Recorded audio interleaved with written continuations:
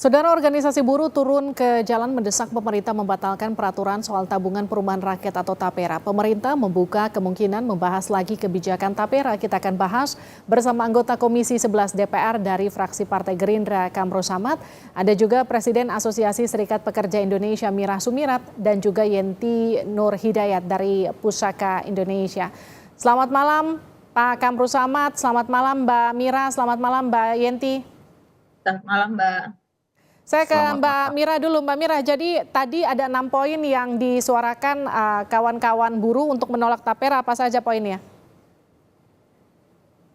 Baik, Ya, Mbak. silakan. Ya, Mbak Linis. Jadi yang pertama memang kita sedang tidak baik-baik saja kondisi pekerja buruh saat ini ya. Sejak kita COVID-19 kemarin itu banyak sekali kawan-kawan buruh yang di PHK, kemudian juga banyak perusahaan yang tutup, kemudian ditambah lagi dengan telah disahkannya Undang-Undang Omnibus Law Cipta Kerja yang mengakibatkan salah satunya adalah upahnya yang sangat murah gitu. Kemudian belum lagi harga pangan yang sangat tinggi luar biasa. Akibatnya tabungan pekerja buruh itu sudah kebuka sejak COVID-19 kemarin gitu. Jadi saat ini kondisi buruh tidak punya tabungan sama sekali. Nah, ketika upahnya murah, daya beli rendah, kemudian tabungan nggak ada, sekarang ini pemerintah malah memaksakan diri untuk kemudian mengambil uang, dalam tanda kutip ya, mengambil uang dengan atas nama tabungan perumahan rakyat yang secara paksa kalau menurut saya, karena itu bersifat wajib, maka dari itu pekerja buruh menolak keras untuk itu. Dan belum lagi hal-hal yang terkait dengan tidak transparansi yang nanti. Mereka seharusnya berkaca pemerintah terkait dengan BPJS Ketenagakerjaan. Banyak kawan-kawan buruh yang nggak bisa klaim juga, yang nggak klaim, terutama yang meninggal dan juga PHK di tengah-tengah jalan itu, uangnya puluhan triliun, mangkir Baik. di BPJS Ketenagakerjaan, itu uang tidak bertuan, batalkan gitu Mbak. Oke, saya ke Pak Kamru Samad ya. Pak Kamru Samad, kalau kita mendengar pernyataan Pak Muldoko yang sebelumnya menyatakan TAPERA itu pasti akan terjadi di 2027. Tapi kemudian Presiden terpilih Pak Prabowo menyatakan akan mengkaji lagi terkait dengan TAPERA ini. Jadi pertanyaan gini, apakah masih ada kemungkinan TAPERA akan dibatalkan, Pak Kamru Samad? Selamat malam, teman-teman. Kalau kita melihat dinamika aspirasi yang begitu besar, yang berkembang di tengah-tengah masyarakat, baik dari kalangan buruh, pekerja, baik karyawan swasta mandiri maupun dari kalangan dunia usaha, tentu pemerintah dan DPR tidak boleh menutup mata dinamika, perkembangan, aspirasi atau respon publik terhadap keluarnya PP 21 tahun 2024. Namun demikian, untuk membatalkan maka perlu waktu, perlu proses, karena PP 21 itu adalah turunan dari Undang-Undang Nomor 4 Tahun 2016. Di dalam Undang-Undang Nomor 4 Tahun 2016, Pasal 7 diatur dengan jelas tentang kewajiban bagi pekerja swasta, karyawan swasta maupun mandiri. Jadi di dalam tingkatannya itu di undang-undang. Makanya saya heran, Mbak, kalau seorang anggota DPR yang minta PP 21 dibatalkan. Padahal PP 21 itu adalah turunan dari Undang-Undang Nomor 4 2016, di mana DPR salah satu produk legislasinya pada periode 2014-2019. Jadi kan Baik. coba diletakkan dulu. Yang kedua, pemberlakuan pasal 15 dalam PP 21 2024 itu kan nanti 2027, Mbak. Artinya apa? Masih ada waktu. Jadi jika presiden terpilih mengatakan akan mengkaji, memang benar, masih ada waktu untuk melihat lebih mendalam tentang kemampuan ekonomi kita ke depan. Betul. Lalu kemudian mencari formula yang tepat buat pekerja. Tetapi kita juga harus tahu bahwa pekerja swasta, pekerja mandiri dalam 14 tahun terakhir ini itu telah menyerap program penyediaan rumah melalui LPP lebih dari 220.000 dalam 14 tahun ini. Yang yang gajinya rata-rata kisarannya kalau data yang kami terima antara 3 sampai 4 juta. Itu berasal dari non-ASN, non-TNI, non-Polri. Oke. 220.000 lebih yang menggunakan fasilitas LPP, FLPP, fasilitas likuiditas pembiayaan perumahan. Itu yang sumber pembiayaannya berasal dari pajak masyarakat, Baik. masukkan di APBN, kemudian APBN mensubsidi program tersebut. Dan itu sudah dinikmati oleh masyarakat kita, termasuk pekerja swasta di dalamnya dan juga pekerja mandiri. Oke, saya potong Pak Dengan Kamru data Samad. yang Mohon maaf saya begitu. potong. Jadi gini, Ya, oke, kalau tadi itu kan menurut Anda masih ada waktu karena di 2027 untuk mengevaluasi dan juga mengkaji ulang seperti tadi kata Pak Prabowo. Tapi yang jadi pertanyaan saya gini, iya betul masih ada waktu, tapi kan juga masih ada PR yang banyak menumpuk seperti temuan BPK di 2020-2021. 124.000 peserta tapera yang belum dikembalikan dananya, ada yang sudah meninggal, ada yang kemudian ahli warisnya juga bahkan tidak tersalurkan dana pensiun taperanya, ada juga kemudian kalau kita totalkan itu bahkan 567 miliar dan bahkan ini hanya 7 kota sampling. Mbak Yenti nanti akan jelaskan kalau ditotalkan seluruh Indonesia dananya bahkan bisa lebih dari 600 miliar. Apakah ini kemudian bisa selesai PR ini Pak sampai 2027?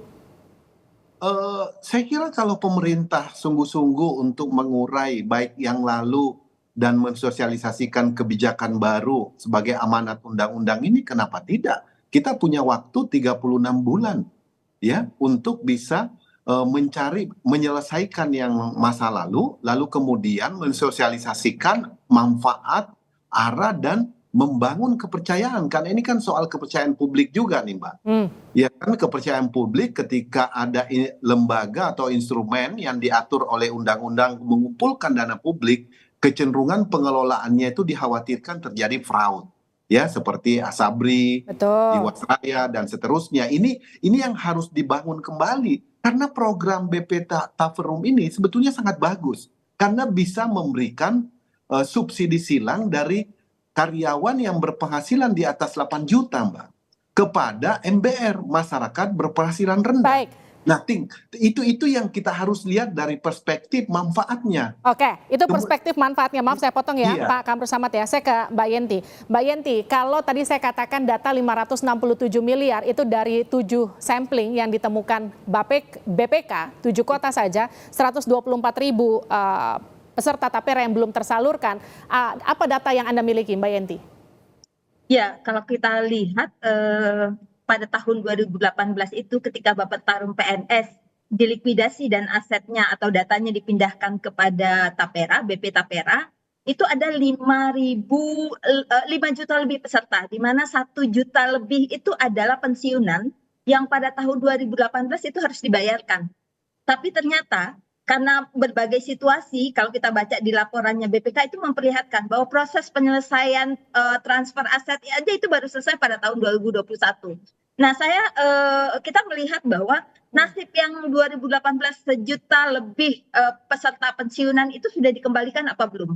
Nah, ketika 2021 laporan BPK menyebutkan, audit BPK menyebutkan bahwa sampling di 7 kota ada 124.000 lebih. Kami di Puskaha Indonesia melihat bahwa ini kemungkinannya lebih besar. Jadi kalau 1 juta yang seharusnya 2018 itu dikembalikan, di tahun 2021 ternyata temuan 7 kota aja 124.000. Kalau menurut data kami kemungkinan itu ada 6.000 peserta yang dananya belum dikembalikan sejak 2018. Oke, Mbak Yenti, yang jadi pertanyaan selanjutnya kan gini, yang jadi permasalahan adalah soal tata kelolanya. Kalau tadi Anda katakan ada dana yang belum dikembalikan lebih besar dari 124.000 peserta, lebih besar dari 567 miliar. Artinya kan gini, ketika ada tata kelola yang jadi permasalahan, seperti apa kemudian yang harus dilakukan pemerintah kalau ini dipaksakan harus dilakukan di 2027? Ya, persoalannya tidak sesederhana yang tadi disampaikan oleh Bapak dari Gerindra ya. Karena betul bahwa persoalan masa lalu itu harus diselesaikan. Tetapi ada persoalan yang lebih mendasar terkait sistem mekanisme yang harus diperbaiki. Ketika kita bicara sistem, kita akan bicara regulasi.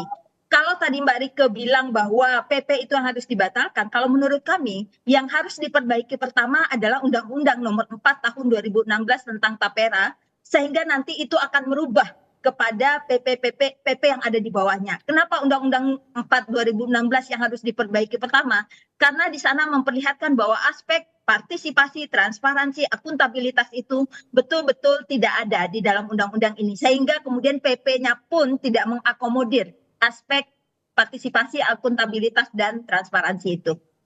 Baik, saya ke Pak Kamrus Samad. Pak Kamrus, kalau tadi Anda katakan memang kita harus melihat dari dua sisi ya Pak. Kita nggak cuma bisa mengkritisi, tapi juga kita bisa melihat dari nilai manfaatnya. Kalau kita bicara soal manfaat, seberapa besar memang manfaat Tapera buat masyarakat? Sebelum ada Tapera, kita sudah ada program FLPP. Betul.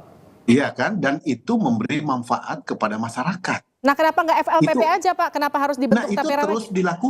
terus dilakukan tahun ini saja 13 triliun subsidinya untuk FLPP.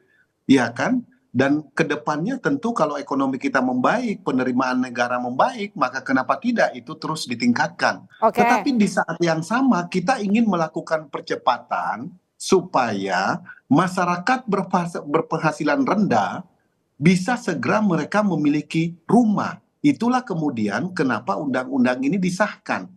Dan di dalam penyusunan undang-undang ini diundang unsur pekerja, diundang unsur buruh, diundang unsur dunia usaha. Saya mencari beberapa waktu lalu risalah penyusunan undang-undang walaupun belum periode kami bertugas di DPR, tetapi saya mencoba mencari tahu perdebatan, dialog yang terjadi, siapa saja stakeholder yang terlibat di dalam penyusunan Undang-Undang Nomor 4 2016 ini.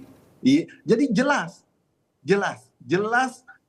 risalahnya bahwa sudah melibatkan, tapi kemudian situasi ekonomi kita 2020 sampai 2022 ada COVID dan dampaknya memang harus kita lihat. Tapi karena ini belum berlaku, maka alangkah baiknya pemerintah dalam hal ini BP Tapera, Kementerian Keuangan, PUPR, Tenaga Kerja turun untuk berdialog dengan stakeholder yang akan menjadi objek daripada pelaksanaan program ini. Pekerja, dunia usaha yang dibebankan 0,5, pekerja 2%. Itu yang kita mesti dorong supaya pemerintah turun untuk berdialog, bersosialisasi dan merumuskan yang Mbak tadi sampaikan manfaatnya, karena komite atau peraturan komite BP Tapera ini kan belum dibuat, turunan dari PP 21 ini. Masih ada peluang untuk mengadopsi banyak hal yang berkaitan dengan aspirasi yang berkembang baik dari pekerja maupun dari dunia usaha. Pak Kamrus Samad, kalau kita bicara soal tata kelola Tapera itu juga kan bisa dibilang sangat berantakan. Karena kalau kita lihat dari temuan BPK saja, nggak cuma soal pengembalian 124.000 peserta Tapera yang belum dikembalikan, tapi juga bicara soal pengembalian dana ganda, Pak. Jadi ada kemudian temuan data-data ganda yang justru dananya dikembalikan. Jadi kerugiannya juga double, kemudian tidak tepat sasaran. Bagaimana kemudian membenahi itu dalam waktu 3 tahun dan meyakinkan publik bahwa kesemrautan ini tidak akan terjadi ketika dana mereka dipotong 3% tiap bulan? Jadi di dalam PP ini sudah diatur ada manajer investasi, ya, kemudian ada bank kustodian yang ditunjuk. Jadi itu semuanya bagian daripada upaya untuk meningkatkan governance, tata kelola dari BP Tapera.